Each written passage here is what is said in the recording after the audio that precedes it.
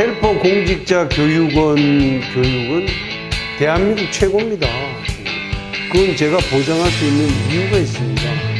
꼭 그러십니다. 거의 광고성으로.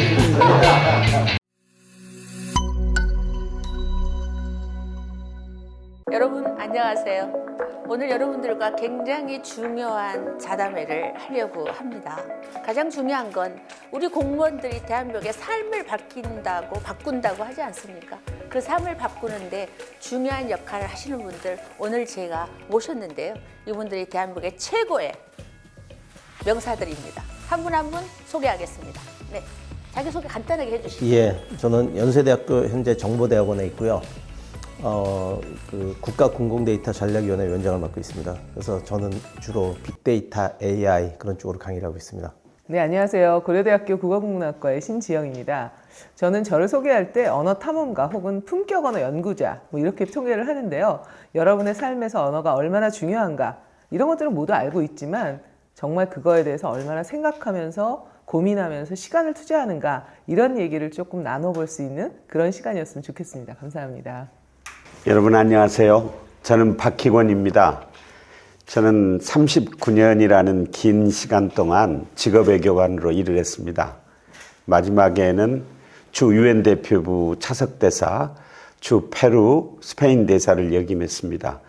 은퇴 후에는 현재 한국외국어대학에서 석좌 교수로 일하고 있는데요.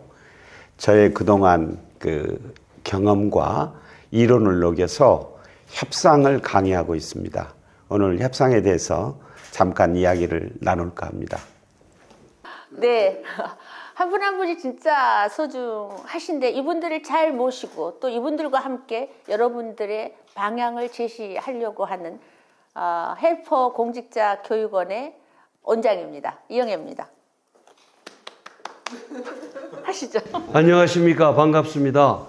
연세대학교 철학과 2019년 2월 말부로 퇴임한 김형철 교수입니다. 저는 제가 가지고 있는 기록이 있는데요. 2006년도에 연세대학교 베스트 티처를 했고요. 2007년도에는 대한민국 인문학 베스트 티처를 했고요. 2013년에는 세리 CEO 베스트 티처를 했습니다.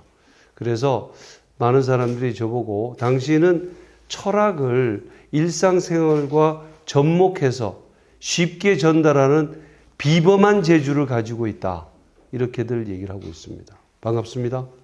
안녕하세요. 저는 현재 행정안전부 지방인사제도과에서 교육훈련 업무를 담당하고 있는 김수진 사무관입니다. 반갑습니다. 네, 반갑습니다. 네, 안녕하세요. 저는 한국공학대학교 복지행정학과 신승근 교수인데요. 저는 이제 일본의 고향 납세를 우리나라 고향사랑이라는 말로 바꾼 사람이고요. 그다음에 우리나라에서 유일하게 고향사랑 기부제 책자를 쓰고 있는 사람입니다. 그래서 지금 제주도에서 강원도까지 특강을 열심히 하러 다니고 있는데요. 언젠가 여러분 뵙고 또 재밌는 강의하도록 하겠습니다. 반갑습니다. 현재 진행 중인 공무원 교육의 실태에 대해서 좀 우리 사무관님 말씀해 주시죠. 네, 일단 교육훈련의 개요를 먼저 좀 말씀드리겠습니다. 개략적으로 말씀드리겠습니다. 지방공무원 교육훈련은 공직가치 확립, 직무수행의 전문성과 미래의 지향적 역량을 갖춘 인재를 개발하기 위해서 교육훈련을 하고 있고요. 지방자치 시작과 동시에 법률이 제정이 95년도에 되고 그 이후에는 지방자치단체 자율과 책임에 따라서 운영될 수 있도록 제도가 계속해서 발전해 왔습니다. 그 공직 입문에서부터 퇴직 전까지 공직 내 성장 단계에 따라서 이제 교육이 진행이 되고 있는데 신규자나 승진자를 대상으로 하고 있는 기본 교육이 있고요. 그리고 재직자들을 대상으로 하는 그 직무 수행 기술과 지식을 배울 수 있는 전문 교육, 그리고 국정 철학이나 현안 시책 이런 것들을 주로 하고 있는 시책 교육, 그리고 공직자들의 자기를 개발하는 자기 역량 개발을 할 수 있는 그 자기 개발 학습 이렇게 좀 구분을 하고 있습니다. 대다수의 공무원들은 그 시도에 있는 교육 훈련 기관 그리고 중앙공무원 교육훈련기관을 많이 이용을 하고 있고요. 그리고 또 민간이나 아니면 대학이나 이런 곳에 위탁기관도 이용을 하고 있고, 그리고 시도 내에서 직장교육을 이용해서도 교육이 많이 진행이 되고 있습니다. 그리고 시도공무원 교육원에서는 또 마찬가지로 나라배움터라고 하는 온라인 이 플랫폼을 이용해가지고 온라인 교육도 동시에 진행하고 있습니다. 네. 공무원 교육을 어떻게 생각하시는지 자율적으로 말씀들 좀 해주시죠. 저는 사실은 공무원 교육을 그렇게 많이 해보지는 않았는데요. 지난번에 한번 해보고 굉장히 놀랐습니다. 왜냐하면 많은 분들이 가장 교육하기 어려운 집단, 그러면 공무원 집단이라고 많이들 얘기를 해서요. 많은 분들이 이제 집중도 안 하고 좀 뭔가 잘하는지 못하는지 한번 보자, 이런 자세로 한다고 그렇게 이제 얘기를 들어가지고 저 고급 공무원들이 특히 그렇다고 이야기를 들어서 살짝 이제 걱정을 하고 갔었거든요. 근데 생각보다 너무 열심히들 들으시고 반응도 해주시고, 그래서 아, 이게 잘못된 과거의 이야기였구나, 현재의 이야기가 아니구나 라는 생각을 했고요. 그래서 지금은 교육에 대해서 많은 분들이 필요하다라고 생각하는 게 아닐까, 저는 경험에서 그렇게 생각을 해서 완전히 생각을 바꿔가지고 공무원 교육이라는 게 굉장히 중요하다는 걸 구성원들 정확하게 느끼고 있구나. 콘텐츠가 좋았군요. 지금 신지영 교수님이 네. 자기 깨알 자랑하시는 것 같아요. 아니, 저는 그건 아니고 정말 잘 들어보면 자기 자랑이에요. 네. 고대여서 약간 민감하십니다. 아니 이게 일반적인 경험이 아니죠. 아, 그런가요? 그렇습니다. 하신 게 특강 교육이었나요? 그렇죠. 한 번 가서 한 번 한 가서 거죠. 특강인데 그렇게 반응이 좋으셨어요? 그렇게 얘기하시니까 제가 몸둘 바를 모르겠는데. 아니 그게 아니고 그러니까 저희 가장하려고 그런 것도 아니고 저도 사실은 한 1% 정도 가끔 공무원 강의를 이렇게 특강으로 가면 굉장히 끌려왔다는 기분을 솔직히 듣거든요. 임원 강의를 하면 굉장히 반응이 좋거든요. 네. 근데 그 똑같은 강의를 공무원들 대상으로 했는데 굉장히 힘들었습니다. 아니 되게 힘들다고 얘기하는 게 어떤 이유로 힘들다고 얘기를 하냐면은요, 반응이 별로 없다는 거거든요. 리액션이. 그러니까 우리가 아침마당 수준의 리액션을 원하는 건 아니라고 하더라도 약간의 리액션을 보여주셔야 되는데, 제가 연구를 해봤어. 왜 공무원들이, 특히 4학년, 5학년 그 남자 공무원들 대상으로 강의하면 그냥 거의 목석같이 있는가? 왜 이런가?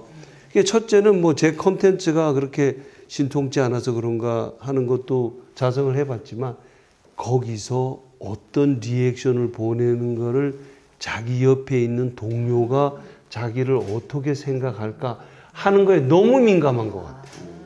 그래서 이렇게 아주 활발한 리액션을 보이는 거를 동료들 때문에 더 아마 자제하는 게 아닌가. 우선 첫 번째 포인트는 뭐냐면, 공무원 교육이 정말 중요하다. 우리가 지금 공무원 교육에서 이야기하고 있지만 실제 공직자의 입장에서 공무원 교육이 왜 중요하냐. 대학에서 공부하고 고시 공부하고 그러고는 끝이에요. 그리고 사실 공무원들이 너무 바빠요. 너무 자기 개발할 시간이 없어요. 근데 세상은 너무 빨리 바뀌고 있고 이를 따라잡을 시간이 없는 거예요. 그래서 정말 이 공직자로서 일하면서도 정말 내가 재충전이 필요하다 하는 거를 너무 많이 느꼈어요. 최근에 그 한국 직업교육개발원에서 이제 조사 결과를 발표를 했어요. 근데 뭐냐면 한국 사람의 업무 역량이 20대 초반에 제일 높다는 거예요. 이 재교육 시스템이 효율적으로 작동하지 못하고 있다 하는 걸 보여주는 거라고. 이건 정말 장관 수준에서 이거 심각하게 느껴야 돼요. 한번 그냥 들어온 사람들 계속해서 그냥 일만 시키고 해보면 이게 소위 창의성이라는 게 나오질 않거든요. 그래서 그게 중요하고, 두 번째 이제 아까 그 말씀하신데 재미있어야 되는 것 같아요. 요즘 추세가 그래. 재미없으면 채널 돌립니다. 절 보고 얘기하세요. 아니, 그래서 우리 교수님을 보고 얘기하는 아니라 결국 피교육생의 입장에서 저 사람들이 지루하지 않게끔 어느 정도의 스킬, 물론 이 전문성은 다 여러분들이 탁월하시니까 이런 것도 좀 생각을 해야 된다고 봐요. 자기한테 유익한지 안 유익한지를 먼저 생각하는 게 아니라 필요한지 안 필요한지를 생각하는 것 같아요. 저는 이제 한 9년 동안 지방 공무원들 상대로 석사과정을 제가 운영하고 있거든요. 그 특강을 한 달에 한 번씩 이제 모셔다 하는데, 그 역시 반응 좋은 건 시사적인 거. 지금 제가 이번 달에 한 거는 그 프리랜서 관련된. 그러니까 사실 공무원들하고 프리랜서 관계 별로 없잖아요. 근데 이제 서울시나 지금 경기도는 조례를 만들고 있고요. 서울시는 이미 조례가 있습니다. 그래서 그 현상에 관심 있는 게 아니라 그걸 내가 어떻게 내가 일을 할 때 반영해야 되나 라고 하니까 열심히 듣는 것 같더라고요. 그래서 제가 공무원들 좀 변호하자면 너무 힘들고 바쁜 나머지 웃음을 잃었다. 이렇게 얘기하고 싶습니다. 예. 우리 팀장님은 이제 이 교육을 또 받는 입장에서 말씀을 좀 들어보니까 어떠세요?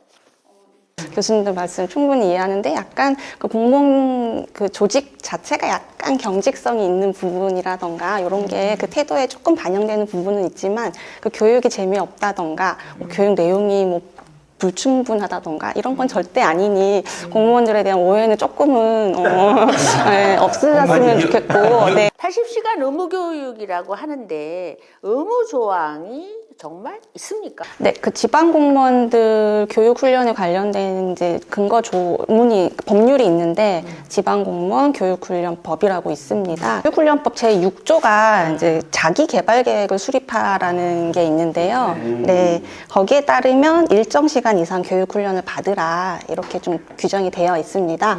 네, 그리고 일정 시간 교육을 이수하면 그 이수한 시간만큼을 또 승진에 또 반영을 하고 이게 좀 제도로 좀 구성이 되어 있는데 이 상시학습 제도라고 하는 거예요. 근데 이게 이제 07년에 그 상시학습 체계가 이제 구축이 되었고요. 그 이후로 쭉 지금까지 이어지고 있는 건데, 뭐 지금 현재 제도는 5급 이하 공무원을 대상으로 하고 있고, 그 과장 직위를 가지신 분은 50시간 이상은 교육훈련을 좀 받으십시오라고 되어 있고, 그 5급 이하 일반직 공무원들은 1년에 80시간은 상시 학습을 하십시오. 이렇게 지금 제도가 마련이 돼서, 이것을 이제 의무 교육이라고 생각하시면 될 것 같습니다.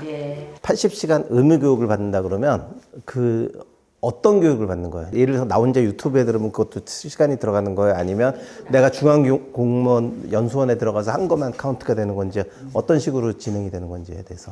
지방자치단체에서는 교육훈련기관에서 받은 교육, 뭐 그리고 뭐 헌혈까지도 저희가 인정을 하고 있고요. 그리고 자격증 취득, 그리고 뭐 말씀하셨듯이 뭐 학교를 가서 뭐 수강증을 받아온다, 뭐 이런 거 여러 가지 종류 교육 훈련의 제한은 사실은 크게 없습니다. 제가